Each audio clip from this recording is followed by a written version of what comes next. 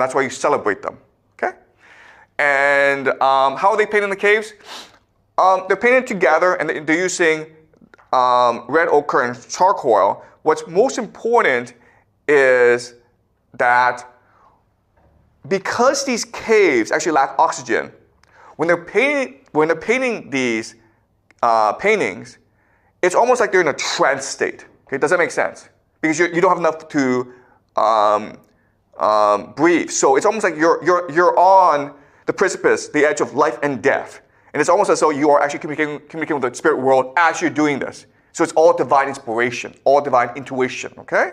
So what they believe is that when they paint, they're channeling the power of the spirit world. It's not about us using our experience to paint. It's we are channeling actually the divine when we do so. Okay, and the same thing when we sing or when we tell stories. We're not doing this out of our own will. We are only a portal or a mechanism or a channel for the divine to communicate with everyone else. Okay, so does this make sense? Yeah. Okay. All right. The other thing that's really interesting about these cave paintings is we find symbols inside these cave paintings. So this is Genevieve von Pitziger, who is a Canadian archaeologist. And she spent decades going to different caves in Europe, and she cataloged all the different symbols. Okay? So these are not pictures, they're symbols. And as you can see, there's a lot of them. Okay? So why would they have these symbols? And also what's interesting is, if you think about it, this is a writing system. In other words, they had the capacity to write, but they chose not to write. Why? Because if you think about it, in this world, writing is a corruption, right? When you speak, you're channeling the divine. So when you are writing something down, you're actually counterfeiting the divine, okay?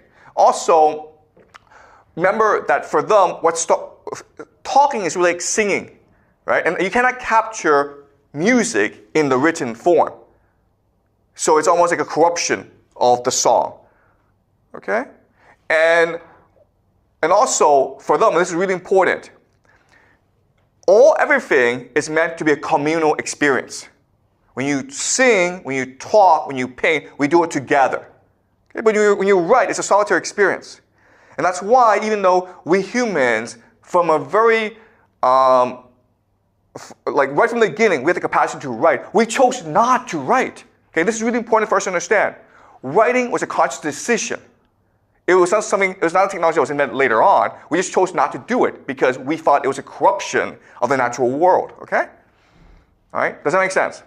Okay, so this is these are all the geometric signs of Ice Age Europe. It's very similar to alchemy, okay? Alchemy is trying to figure out the secrets of the universe. So the question then is, where do they get these signs? And the answer, of course, is it came to them in a dream, or they were inspired with these signs.